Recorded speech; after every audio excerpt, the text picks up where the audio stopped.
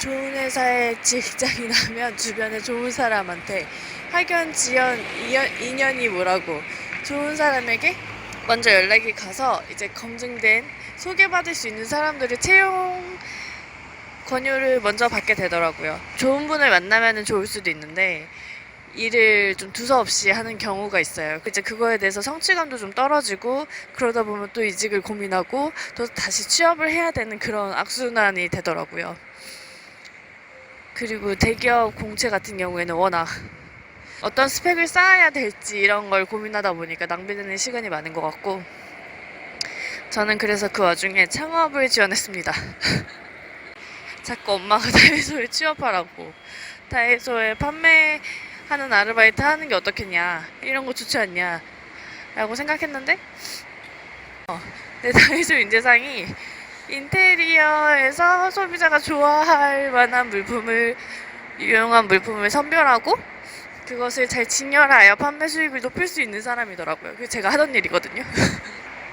그러니까 무엇이든지 시작을 할 기회가 생기면 이제 그거를 내가 꿈꾸는 것에 맞춰서 확장할 수 있는지 그렇다면 나에게 비전이 생기는데 비전을 찾을 수 있는지 먼저 검토하는 게 중요할 것 같고요. 내가 100회를 찍었을 때 사람들이 내 컨텐츠를 보고 머무를 수 있는 컨텐츠가 뭐가 있을까 그래서 잠깐 생각하는 시간을 가지면서 이제 이런 과정을 담고 싶었는데 희미하게나마 되고는 있어요. 왜냐면 정부 지원 사업으로 추진되는 교육을 무료로 듣고 거기서 연계된 멘토로 인해서 제가 원래 개인 사업자나 이제 미취업자들 대출 안 되는 거 아시죠? 2천만 원에 저리 대출을 받을 수가 있는 상황이 되었고 이제 시간을 조금 벌었으니 이 일을 가지고 이제 사업을 구체화시켜서 성과로 내서 그게 저의 일자리가 되면 되는 거거든요. 아르바이트를 하긴 해야 되는 상황인데 이게 정부 지원금이 문제가 있어요. 취업 준비를 하면 아르바이트를 못하게 하고 아르바이트를 안 하고 직장을 구하면 취업이 된 거잖아요. 그럼 또 창업을 못하게. 그러면 만약에 창업을 했으면 또 직장을 못 구하게. 그러니까 지원금이 허투루 쓰이면 안 되니까 감시를 해야 되는 건 알겠는데 실질적으로 생활에 맞지 않아요. 일을 할 수 있는 사람인데 아르바이트를 뭐 주 40시간 이상 못하게 해가지고 내가 직업을 구할 수 있을 기회조차 만들 수 없는 그냥 집에서 공부하고 있어야 되는 상황을 만들어버리고 또 공부도 보통 빡세게 하는 게 아니고 9시부터 6시까지 공부를 하는 상황이 이건 대체 일을 하려는 건지 다시 학생이 되라는 건지 나 진짜 이해할 수가 없었고 뭐 그렇게 아름아름 또 지인들을 알게 돼서 또 새로운 친구들을 만나봤었고 뭐 어떻게 하다가 심리 상담을 받았는데 제가 너무 이상적인 거에 대해서 현실로 돌아와야 합니다.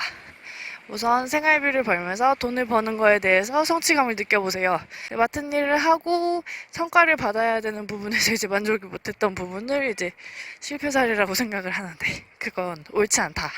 네가 돈을 벌어봐라. 그러면 방법이 생길 것이다. 생활력이 있고 나서야 이제 꿈을 실현할 수 있으니 그걸 겪어보라는 그런 조언을 하셔가지고 사람의 자존감이 떨어져요. 이거는 어쩔 수 없는 게 내가 어딘가에 소속돼 있고 내 할 일을 잘하고 있었을 때야 자존감이 생기는 것 같아요. 그래서 본인이 어디에 소속돼 있을지 모르고 이제 자기가 힘들어 할 수밖에 없는 상황이 사회적인 관계에서도 많이 오는 거기 때문에 이제 저는 뭐 한 집안에 와이프도 아니고 결혼도 안 했잖아요.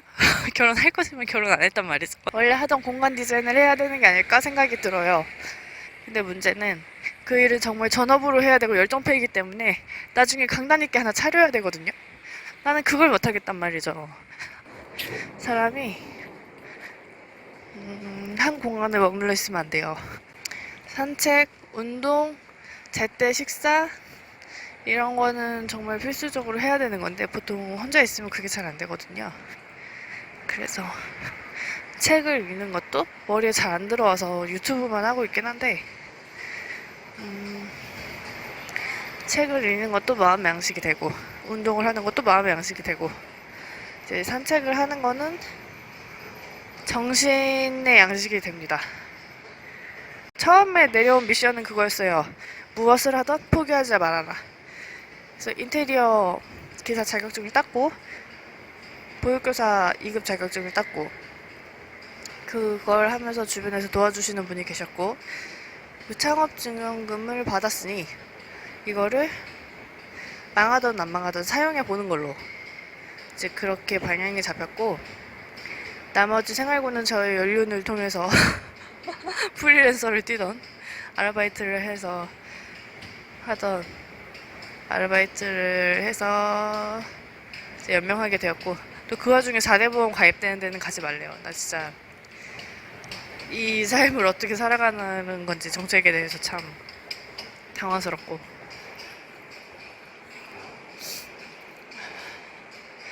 그리고